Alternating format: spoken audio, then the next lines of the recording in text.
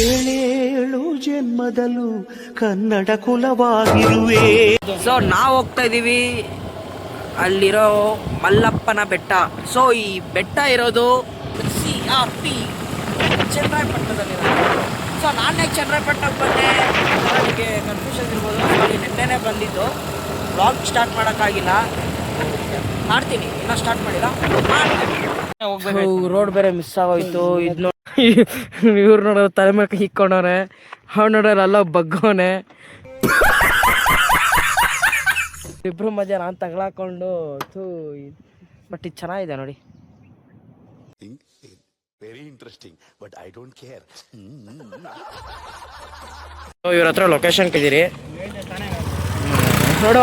ಇಷ್ಟ ತನಕ ದೇವಸ್ಥಾನ ಗಂಟೆ ಟಾರ್ ರೋಡೇ ಕಣೋ ಇರೋದು ಅಂತ ಇವಾಗ ನೋಡಿದ್ರೆ ಅವ್ರೇನಂದ್ರು ಗೊತ್ತಾ, ಮಣ್ ರೋಡೇ ಇರೋದಲ್ಲಿ ಅಂತ ಅಂದರು.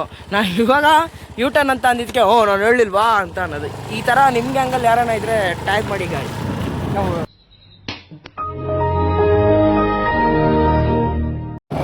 ನಾನು ಗಾಡಿ ಹತ್ತಲ್ಲ ಅಂತ ಇವ್ರು ಅಂತವ್ರೆ. ಹತ್ತೆ ರೋಡ್ ನೋಡಿ ಗಾಯ್ ಪ್ರಜೆಗಳೇ ಹೇಗಿದೆ ಅಂತ. ಹತ್ತಲ್ಲ ಅಂತ ನಾವು ಅಲ್ಲ ಇವರು. Wow crazy beautiful.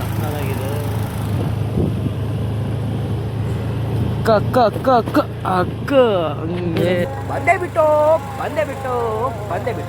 ದೇವಸ್ಥಾನ ನೋಡಿ. ಸೊ ದೇವಸ್ಥಾನ ನೋಡಿ ಹೇಗಿದೆ ಅಂತ.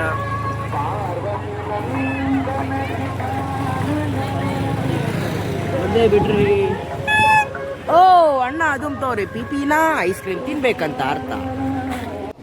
ಬರೀ ಇಂಥದೆಯ.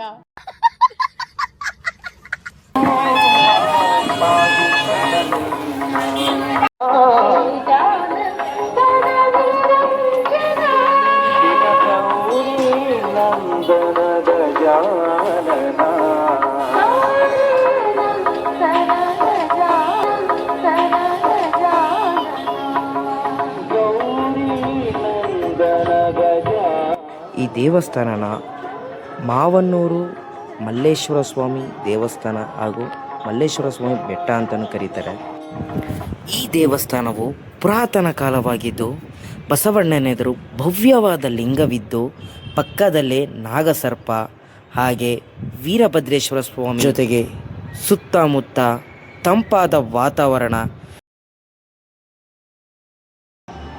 ಇಲ್ಲಿ ಶಿವಲಿಂಗನ ದರ್ಶನ ತುಂಬ ಚೆನ್ನಾಗಿರುತ್ತೆ.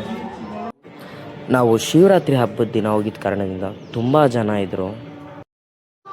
ಹಬ್ಬದ ಕಾರಣ ಹಲವಾರು ಜನರಿಗೆ ಅನ್ನದಾಸೋಹ ಸಹ ನಡೀತಾ ಇತ್ತು.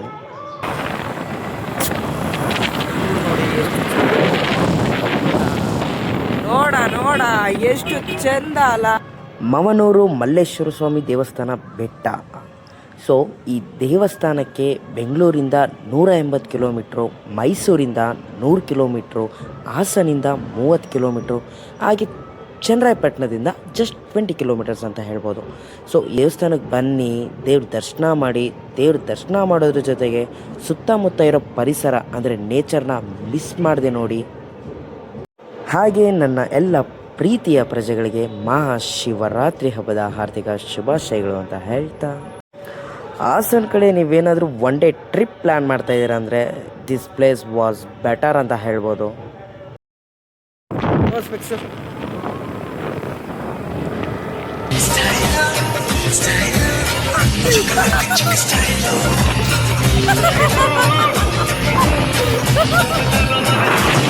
ನಮ್ಮ ಹೊಟ್ಟೆ ಎಷ್ಟು ಉರ್ಸ್ತಾವ್ರೋ ಆ ಭಗವತ್ನ ನೋಡಿದ್ರೆ.